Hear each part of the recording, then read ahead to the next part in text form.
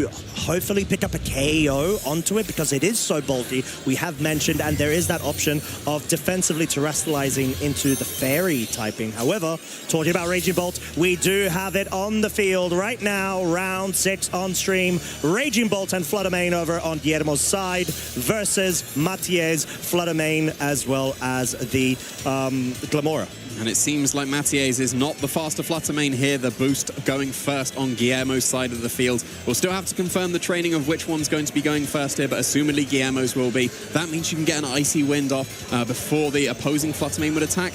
But that would still allow the Flutter Mane to move first regardless. It would still be faster than the opposing Raging Bolt. It might allow this Raging Bolt to outspeed the Glamora though. Oh, Icy Wind that does come out first from Guillermo's side of the field. This could well even be a double speed control move coming out from Guillermo's side, but there's a miss from Matthieu's Flutter Mane into what was the opposing Flutter Mane. Quite a crucial Pokemon to actually miss that speed control drop on. And there it is, the double speed control pressure from Guillermo's side. That combination of the Electro Web, a really good chip damage, but most importantly, being able to already nullify that speed boost from Matthieu's Flutter Mane. However, we've got the Meteor Beam now propping up this Glamora to +1 of its special attack. And that's going to do absolutely massive damage into this opposing Flutter Mane, but it's not going to be enough. Flutter Mane has fantastic special defense, so able to survive that attack.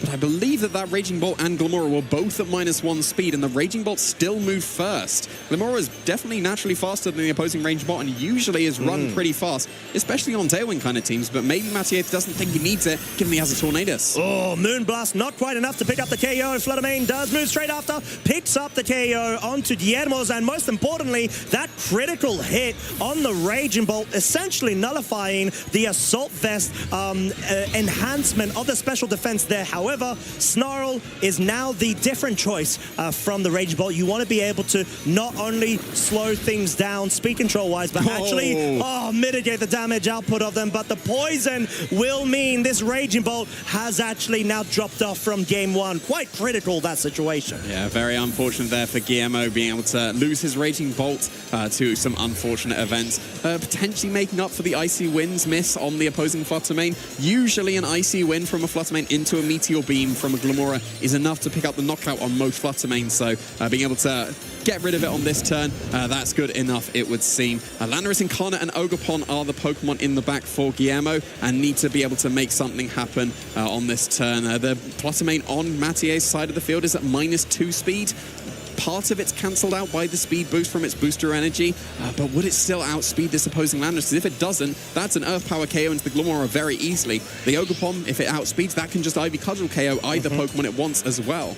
And I feel like Guillermo was trying to get that additional Icy Wind going in order to set up the mid towards endgame and have the Pokemon in the back actually sweep. But Ogerpon has, as well as the Landorus, have opted to go on the defensive side, maybe trying to scout out a bit of the move choices Matthieu has wants to try to opt in for. But in this scenario, so far there's no Tailwind of any sorts on the side of anyone's field, and I think Guillermo just wants to try to go onto the offensive immediately after. Most likely will be able to outspeed due to the interaction of the Icy Wind into Electro Web into Icy Wind. Yeah, potentially trying to catch a Protect or a Spiky Shield coming out from Matthieu's side of the field, but no, just going on the offensive there with the double attacks. And here comes the Terrestrialization coming out.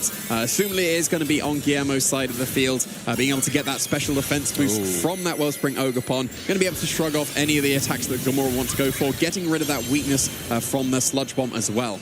And I think in this situation, we've got the scenario that there may even be a substitute that could be set up from this Landorus, as long as, of course, it is protected in this scenario. Horn Leech will allow the K-Off to be swiftly picked up onto the Flutter Mane, confirming, of course, the speed control in favor of Guillermo, but no substitute set up, no need, as Earth Power is more than enough to knock this Glamora out. All of a sudden, bringing the 2 versus 2 scenario where we had a bit of a struggle of speed speed control in the beginning there, Jamie, and now it feels like it was more so to set up the Pokemon in the back for both of these trainers. Yeah, it's basically just a regular old 2v2 between these. Nothing has happened speed control-wise to either of these Pokemon on both sides of the field because they just joined the field before those Icy Winds could be fired off. The two Icy Winds and the Electro Web into the Flutter Mane. That was able to allow the Ogerpon to outspeed and stop any future Icy Winds. So now it's just going to really come down to the training here. Urshifu might be able to outspeed. Who knows?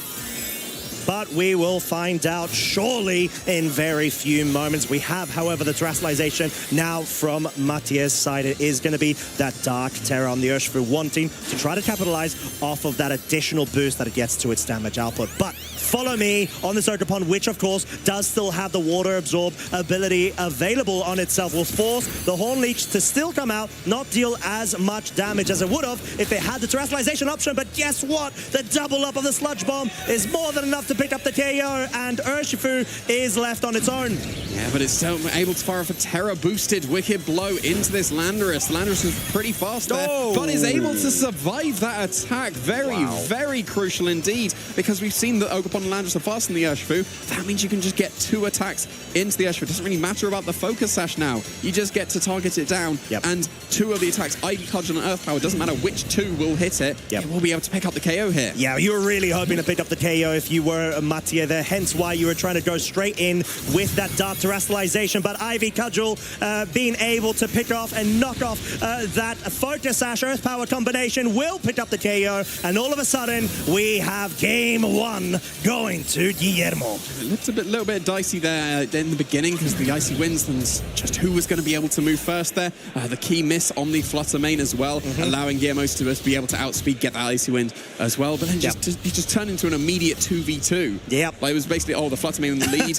Both have been dealt with. Here's just our remaining 2 to fight it out. And it seemed that the training on Guillermo's was more invested into speed so that the Landorus and the Ogerpon could be run bulky, but run fast, outsped the Urshifu, and we're able to take that game. And I think speed benchmark-wise, Landorus will be able to have, if it's fully trained up for speed, to be able to outspeed both of, let's say, Matthieu's Pokemon in that front. At least not the Ogerpon, should I say, but more so importantly, that Urshifu. The follow me interaction from both sides was still available, but at that point, I think Guillermo did just want to try to focus down on having that availability, you know, baiting perhaps Matthieu into expecting a redirection, especially since you do have that option of now being susceptible to any sort of Horn Leeches that come out from Matthieu's Ogerpon. I think maybe you need, if you're a Matthieu, you need to catch the double target into one of your Pokemon. If you go with the Terrestrialization with the Ogerpon, then the Horn Leech is super effective, and then the Sludge Bomb would still be able to pick up the KO. So potentially a spiky shield if the double target wasn't the Ogerpon. We don't actually know where the targets were because it could have been the Urshifu, but then there was the Follow Me. If you had protected the correct slot, because assuming you've got to double into a slot, you can't just attack the Urshifu and then ignore it and it still has its Focus Sash and survives. You have to double into a target. Matthieu maybe had committed to protect either slot. That could have been the way to take the game. You have to commit, right? Yeah. Like it's just that scenario where you need to force it. You know, you're putting the point where Guillermo has been quite smart with his targeting at the moment. There was that interaction where, of course, both trainers are aware of which Flutter Mane is actually faster than the other because of the booster energy speeds, as well as the fact that the Flutter Mane over on Guillermo's side, it doesn't have, let's say, Dazzling Gleam, which could be quite nice for himself, which counter to what Matthieu has available to himself, they do have that. So it's more so based around of, okay, are we going to see a very similar game 2 in comparison to game 1 here with the same leads going for speed control, or is there any sort of switch up? No, there's not a switch up from Guillermo, at least. He's going to be leading with the Flutter Mane and the Raging Bolt once again. But here is the Flutter Mane and Ogerpon also from Matthieu. So not leaving it in the back this time, just going immediately on the offensive potentially with that Ogerpon. Yeah, and we, of course, will be going ahead and seeing the interactions of the speeds between both of them once again. However, now we do have the situation where the Ogerpon does have availability on being able to focus down on the Flutter Mane on Guillermo's side, but if you're going to dedicate a Water Terrestrialization, that leaves you to actually be opened up to the Raging Bolt that could try to focus down the slot. But you're not. If you want to focus down on the Flutter Mane here, you won't be able to. It's gone for Protect on Guillermo's side of the field. There's an Icy Wind coming out from Matthieu. Going to be doing super effective damage into the Raging Bolt, but really just chip damage on the Raging Bolt because of that Assault Vest, because of it being so bulky. Very nicely done from Guillermo there. The Ivy Cudgel from the Ogerpon was targeted down into the Fluttermane, but that Protector's keeping it safe. And it didn't have to be an Icy Wind coming up from Fluttermane. Electro Web is available on the Raging Bolt also to get that speed drop. Very nice defensive play there from Guillermo. This is sort of the difference that we see between if you've picked up that game 1 win versus not. The pressure all of a sudden feels like it's more in the favor of the trainer that didn't get that win. They got that lost that game 1, which sort of allowed Guillermo to play a bit more defensive. Say, okay, well, I know that you feel forced to go for any sort of big plays right now. I'm just going to lean back, wait to see and scout out what you're doing. And because of that, we've already seen that now you could even go for an Electro Web again, and perhaps the Raging Bolt can actually outspeed.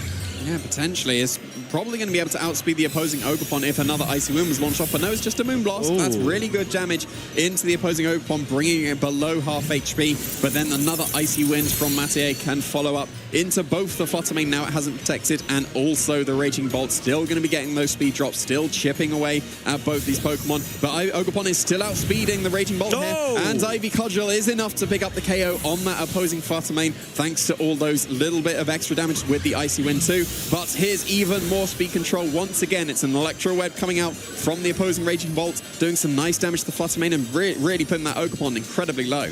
And we're seeing the interaction of Guillermo just wanting to keep that Raging Bolt on the field, keep those Electro Webs going. If for whatever reason it's relevant, have the option of going for the Snarls. But most importantly, once again, it's that enabling setup of you go with your fast Pokemon, you get the speed control going and running, and then you bring your main sweepers in the back. And Ogerpon right now can be well placed to try to pick up a KO onto this Fluttermane, and maybe even we could get a follow-up with the Raging Bolt into the Ogerpon. It's not going to be going on the offensive though here. Once again, it's a defensive play coming out from Guillermo, even though it seems like he's on somewhat of the front foot. It's going to be a spiky shield from Guillermo's Ogerpon, and a follow me from Matthieu's. Fluttermane still faster than that opposing Raging Bolt. Didn't target down the Ogerpon, so a wasted spiky shield there. Moonblast, good damage into the Raging Bolt, but Electro Web is able to follow up and KO that opposing Ogerpon on Matthieu's side of the field. So it seems like Matthieu just wanting to try to go a bit more on the offensive right there, and saying, right, Guillermo may opt to go for that defensive play, but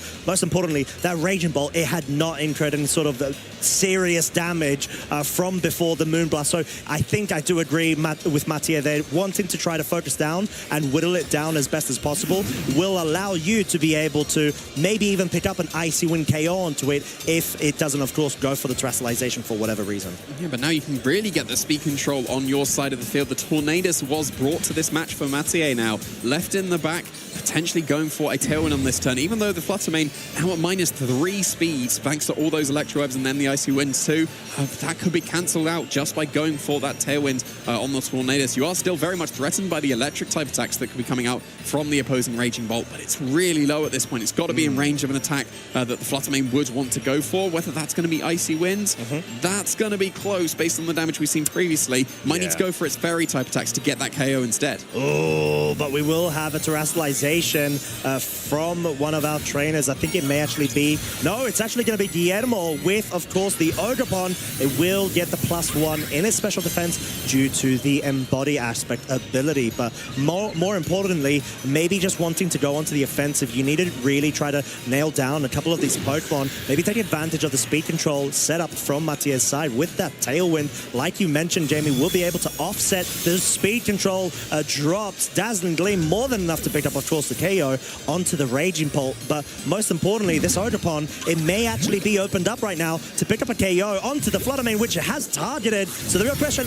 definitely from that range, without that critical hit, more than enough to do so. So all of a sudden, we are in a 2 versus 2, yet again, affair between these two trainers. However, Matthieu now does have that Tailwind setup. So definitely has the speed advantage this time. We've got the Landorus Incarnate joining the field for Guillermo once again. It was the Ogerpon and Landorus, the endgame for game 1, but was able to outspeed that Urshifu very crucially. Now the Urshifu will have the speed advantage and will be able to get a Wicked Blow off before any of the attacks will be launched off. You've also got the Bleakwind Storm that could be helping out with that chip damage. Maybe now going for your Terra Dark on the Urshifu, getting that extra damage. We saw the Landorus was able to survive. Just any kind of chip from potentially the Bleakwind Storm from the Tornadus would be able to push that over the edge for a KO. Oh, it's going to have to come down to it as we see the Wicked Blow actually moving first, the Urshifu that is, rather than the Tornadoes. Once again, not quite enough to pick up the KO, but we had the double connect of the Bleak Windstorm. It does pick up the KO on the Landorus, and of course it does actually get the speed drop as well as some chip damage onto the Ogerpon. But can this Ogerpon find a way to bring this back right now? It's going to be unlikely due to that Focus Sash being available on the Urshifu that it could always fall back on, even if there was a critical hit there. Yeah, didn't even need the Focus Sash in this case. Just one more Wicked Blow will do it. You're definitely faster with the Urshifu thanks to the Tailwind. The Ogerpon's absolutely in range. The battle's going to be forfeited, and we're going to go into a Game 3. Oh, and what a Game 3 between these two trainers. So far, we've seen that over-reliance of setting up your board from both of them with that speed control availability with the first two Pokemon in their leads, but then that adaptation from Matthieu being able to bring the Tornadoes, have that Prankster Tailwind in the back, offset all of those speed control, like drops that you've incurred in the previous turns, and all of a sudden, go on the offensive and pick up those KOs, because Guillermo did lose their first Pokemon in the beginning, being that Ogerpon. Yeah, and leaving Glamora on the bench here seemed to be pretty impactful. That Tornadus just clicking Tailwind, that's all it needed to do. Yep. And then the Urshifu was able to win the game because we saw Landorus and Ogerpon trained to be faster than the Urshifu. Therefore, they're going to beat it in that end game. And now, brilliant adaptation. We're leaving the Tornadus in the back. So many trainers just, here's Tornadus. If I'm bringing Tornadus, it must be the leader. I must have Tailwind immediately. Right. But no, Matthieu recognizing Tailwind waiting in the back. So allow that Urshifu in the end game. Very, very crucial. It was great to see that Moonblast focus as well onto the Raging Ball from Matthieu's side. All of a sudden you put it within range of either a Dazzling Gleam or an Icy Wind, and that forces Guillermo into a bit of a passive state where he can't have both of his final two Pokemon he wants to bring in the back for that sweep available on the field at the same time. Yeah, for sure. So we'll have to see if there's going to be any adaptations going into this crucial third game between both of these trainers. Is a slight adaptation from Guillermo going to be still? Wow, here we go. That seems like both trainers had the same idea. It's going to be a Fluttermane and an Ogerpon per player. Wow, what an interesting turn to this Game 3. Yeah, definitely. And we do, of course, know that Guillermo's Fluttermane is faster, as, it's definitely confirmed at this point. So it opens up a couple of different trees and branches that actually be taking place right now with the targeting focus, as well as, do you go for the Icy Winds? Do you want to try to go on the offensive? Then again, there are going to be a couple of protects that are likely going to come out as well, because you don't want to incur a speed control drop first. You always want your opponent to do so. Yeah, and it seems like, once again, playing defensively, just protecting the Fluttermane here, scouting out for what's going to be happening on Matthieu's side of the field. It's just an Icy Wind, no protects anywhere else on the field. Icy Wind is going to be able to put the Ogerpon on Matthieu's side of the field. Definitely faster than this Ogerpon that has just caught that Icy Wind speed drop. And it wasn't Ivy Cudgel, very brave in the face of a Follow Me that could have come out from Ogerpon, but instead just falling into a Protect on the Fluttermane. And this is going to be some great damage with that Horn Leech. Bring that Fluttermane just below half. Wow, 2-hit KO, and you're able to go ahead and just recover straight back up to 100% of your health. So very good turn for Guillermo there. All of a sudden being able to have that initial pressure going. Now with the speed control drop, being able to be forced back onto the Fluttermane, as well as the Ogerpon over on Matthieu's side. Yeah, and an Icy Wind's going to follow up once again because it didn't take that Icy Wind previously thanks to that Protect. Going to drop the speeds on Matthieu's side of the field, but Fluttermane is still faster than the opposing Ogerpon because it Icy Winded it previously. Oh, there's a special attack drop on the Moonblast that was launched off into the Fluttermane as well. Some pretty good damage with the Horn Leech. Either way, both of them, but that's much better damage. So the Horn Leech into Matthieu's Ogerpon did some good damage, but the Horn Leech, Matthieu hitting the Fluttermane on Guillermo's side of the field is a KO. Might be a bit of an indication that this Ogerpon over on Matthieu's side may actually be a bit more invested in its attack training, but we've got Landorus on the field right now for Guillermo. He no longer has speed control. This Fluttermane, you've got an ice type move. You see a Landorus, you kind of feel very tempted to click that button, right? Oh yeah, whenever you see a quad weakness, you want to be clicking that, especially getting some extra speed control on top of it as well. You should still be faster with the Fluttermane, but even though you've taken that Icy Wind, you've still got the booster energy cancelling that out, and therefore it should be outspeeding both these Pokemon. There is going to be a Terrestrialization committed here, coming out from the Wellspring Ogerpon over on Matthieu's side, so it can get that special defense boost, lose that weakness to the Sludge Bomb from the Landorus as well. as the Landorus, very well aware of the situation, doesn't want to commit to a terrestrialization just yet unless forced to, opts to go onto the defensive. Icy Wind will be connecting with Guillermo's Odrapon that is still in its regular non-terra state here, having the water and grass typing. So the overfocus of trying to get rid of the Landorus right there was Matthieu's play from what it looks like, but the Horn Leech will now be able to pick up the KO over on Matthieu's Flutter Mane. So all of a sudden, yes, you also get that recovery, but most importantly, that Ice type move, especially in combination with the speed control drop, is no longer available for Matthieu to be able to exploit. Well, he's still got the extra speed control thanks to that Tornadus now joining the field. You can just go for a Tailwind and your Ogerpon should be outspeeding both Pokemon on the opposing side of the field. Matthieu has been very brave here, twice Ivy cudgeling the partner Pokemon of an Ogerpon that could be going for a Follow Me. Yep. Is he brave enough to do it once again? And is Guillermo just going to not go for a Follow Me on this turn? It doesn't need to, especially because the Landorus is switching out instead. Yeah, not wanting to commit just yet with the terrestrialization, maybe having it available for the Raging Bolt in the later mid to end game scenario. However, Spiky Shield, very defensive play, of course, not wanting to incur any sort of damage from this Bleak Windstorm. And what a switch in for that Raging Bolt, especially with the Assault Vest and the resistances of the typing is super, super good. Horn Leech